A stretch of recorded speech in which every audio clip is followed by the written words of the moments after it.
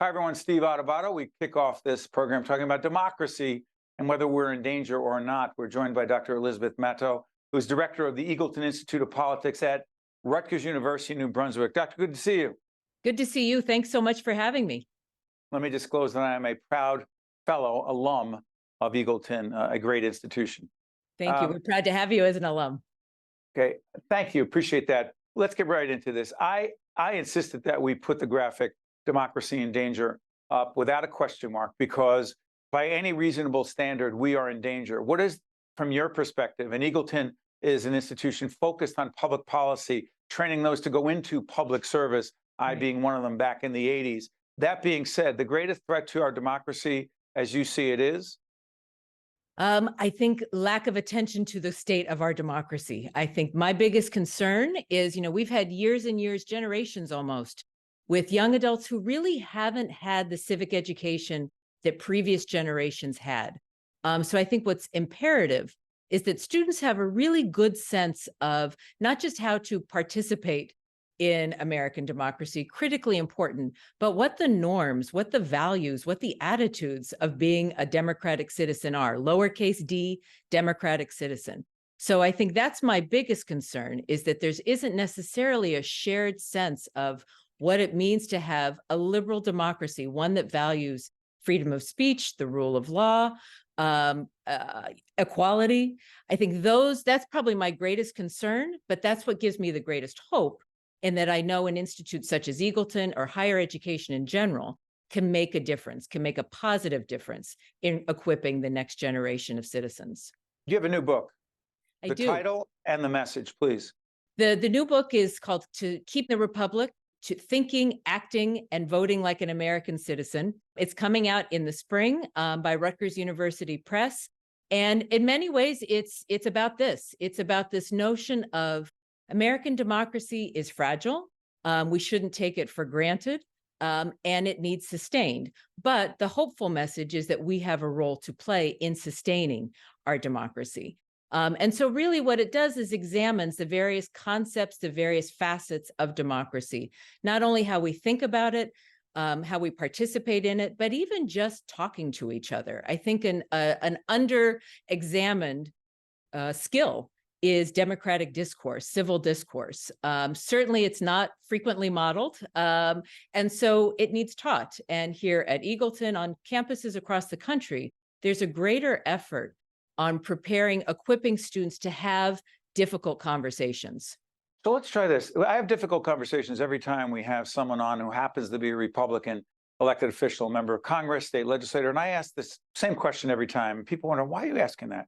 A, is Joe Biden the legitimately elected president of the United States in 2020? Did Donald Trump lose that election?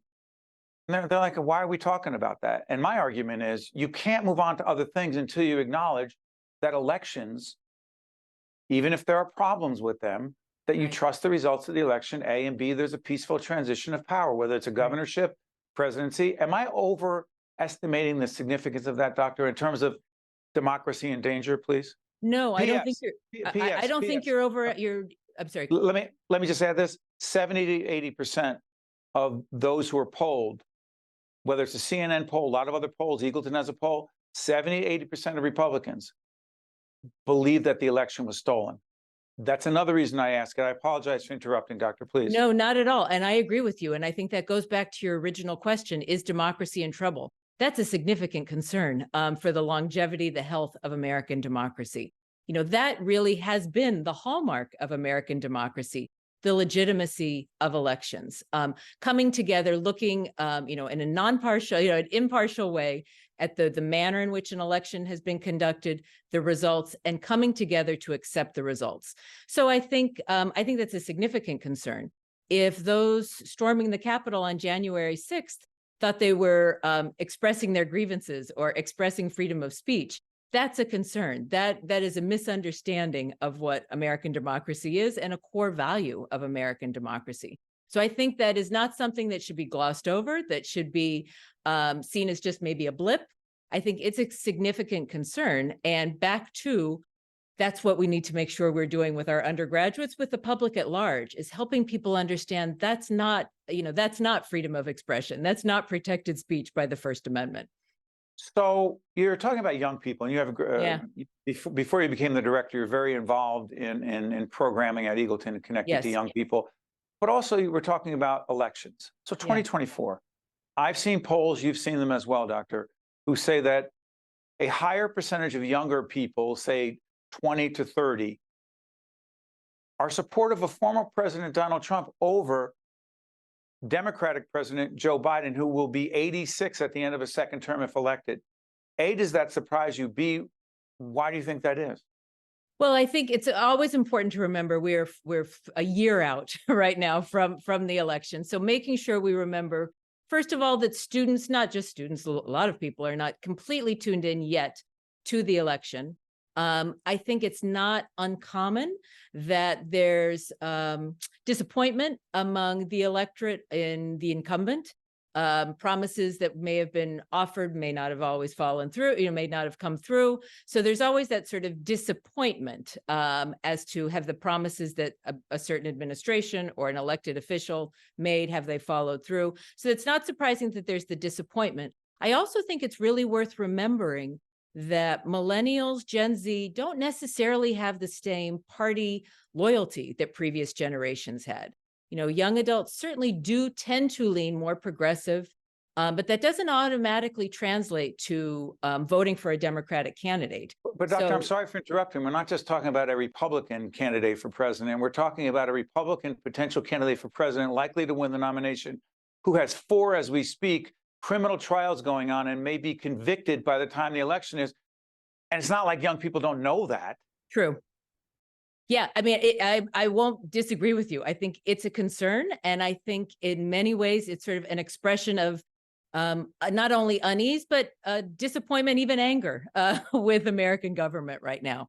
I think more often than not, and we've seen it not just in some blips of interest in Donald Trump, in third-party candidates among young adults, I think it's much more an expression, not necessarily of hardcore support that will translate into a vote next year, but just general disappointment and disgust with American politics in general.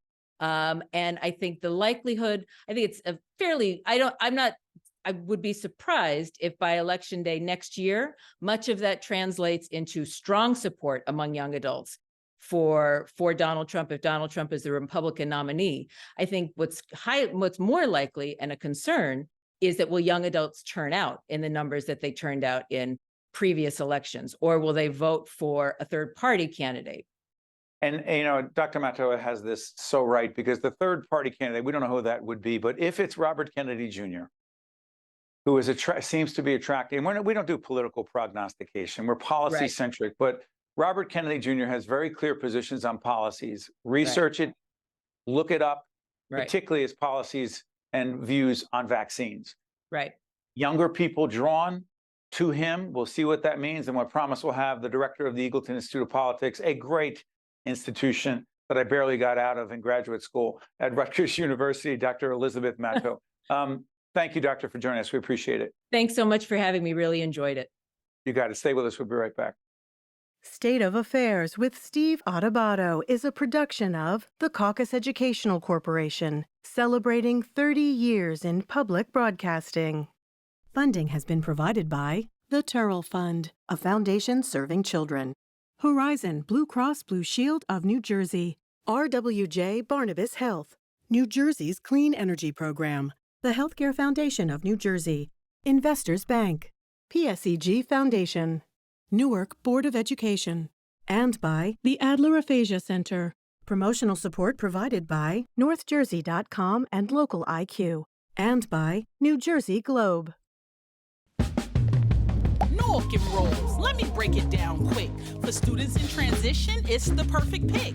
Parents get to choose the right school for their kid based on needs consideration, no matter where you live. So visit the school, see what they're all about. Explore the campus, remove any doubt. Narrow down your choices to the top 8 and submit your app now, cause there's no need to wait. Bars. Head to norkandrolls.org and get started today.